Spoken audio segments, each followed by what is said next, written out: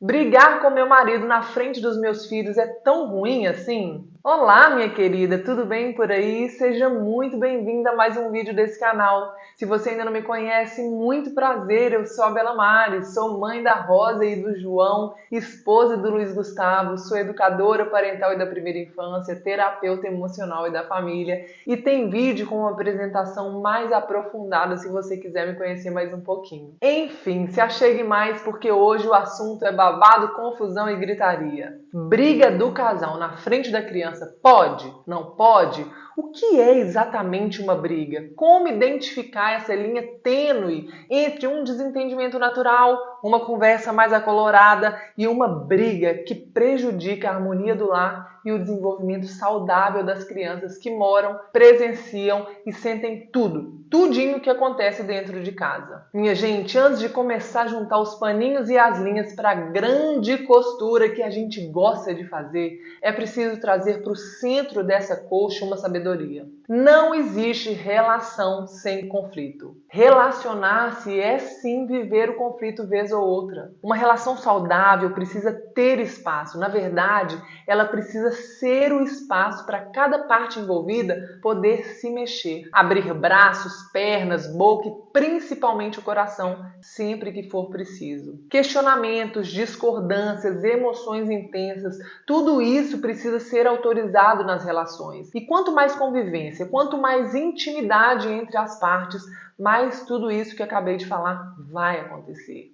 Agora, vem cá, mulher. Pega a calculadora aí, pega a maquininha e começa a fazer uma continha aqui junto comigo. Morar junto, dividir a mesma cama, dividir contas, criar e educar uma criança, e isso tudo tendo crenças, tendo traumas diferentes. Socorro! Não tem calculadora que aguente essa conta, porque dividir a vida definitivamente não é pouca coisa. E a gente precisa se relembrar disso quando a única coisa que vier à nossa cabeça for: a culpa toda é dele. Nesse vídeo eu vou falar um pouquinho sobre como as brigas constantes entre os pais afeta a criança. E, gente, eu quero trazer essa temática exatamente por essa perspectiva, porque muitas vezes a relação com o nosso parceiro está tão inflamada, as dores estão tão latentes, a dinâmica disfuncional está tão estabelecida que se a gente tentar pegar outro caminho, sem considerar o quanto de mal estamos fazendo para os nossos filhos, talvez não consigamos tomar a atitude necessária para cessar essa situação, que precisa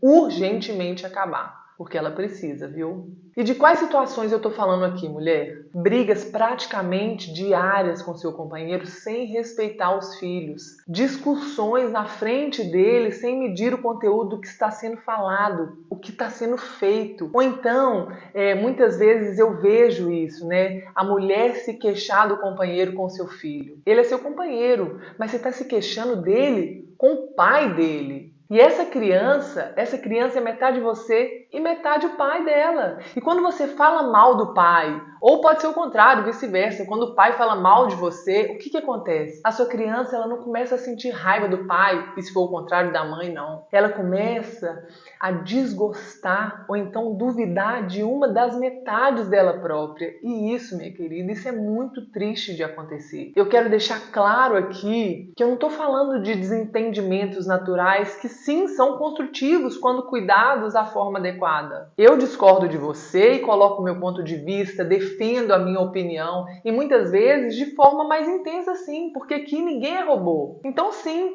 pode acontecer uma exaltação, um tom de voz mais alto, um rubor na bochecha, uma saída de cena mais brusca e tá tudo bem isso acontecer. Mas é a forma como nos reconciliamos, como pedimos desculpas, como voltamos a nos encaixar que vai ditar o desfecho disso tudo. E isso é construtivo, porque ensina aos nossos filhos que nem sempre a gente vai concordar, que nem sempre a gente vai gostar, nem sempre vai ser do nosso jeito, e que as relações elas se constroem, se fortalecem assim, nesse ajuste e reajuste constante. Aqui eu falo de um ambiente que transborda medo, angústia, ressentimento. Sabe aquele lugar que você entra e começa a se sentir desconfortável? Que o seu corpo sente esse estado de alerta, como se a qualquer momento uma situação ruim fosse acontecer? É nesse lugar que a sua casa se transforma quando um campo de batalha é formado. Estamos sempre em posição de ataque ou de defesa, sempre prontos para fugir ou lutar. Deixa eu te explicar de uma forma simples como tudo isso vai funcionar no cérebro do seu filho. Imagina o cérebro da criança como uma esponja que absorve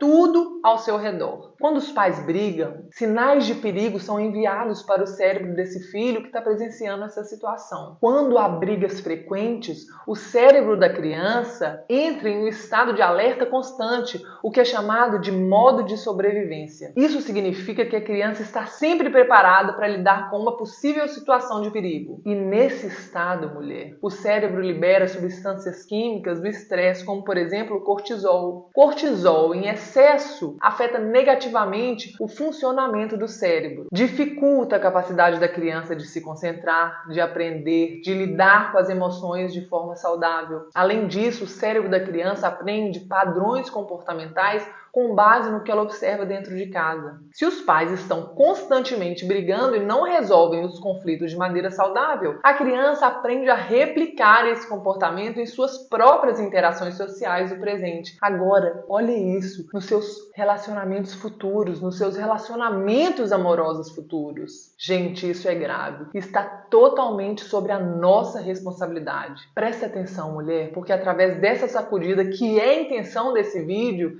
você pode pegar o fôlego necessário para se movimentar daí e mudar essa situação que talvez você esteja vivendo. Ou então que talvez tenha sido você a criança exposta lá no passado. Crianças que são expostas a essa toxicidade muitas vezes internalizam esses conflitos da pior forma, sentindo-se responsáveis pelas brigas ou até pelo próprio bem-estar emocional dos pais. E esse fardo emocional gera culpa, inadequação, ansiedade, insegurança, irritabilidade e medo. É pesado demais para essas pessoinhas imaturas e incapazes de se defenderem sozinhas. Você não acha? E olha, minha querida, tudo isso que eu falei aqui não é para gerar culpa ou nenhum outro sentimento negativo por aí. É para te dar um empurrão que talvez você esteja precisando para mudar a sua vida e começar agora a transformar a sua realidade. Por você, pelo seu companheiro e principalmente pelos seus filhos. Seus filhotes precisam da sua postura firme de adulta protetora. E aqui eu já deixo o meu convite. Vamos juntas, porque eu posso te ajudar nessa travessia. Bom, minha querida, esse foi o vídeo de hoje. Eu espero que tenha te sacudido por aí, porque como eu falei, essa foi a minha intenção de falar sobre isso, de mostrar, de trazer esse alerta que a gente precisa acordar para aquilo que a gente está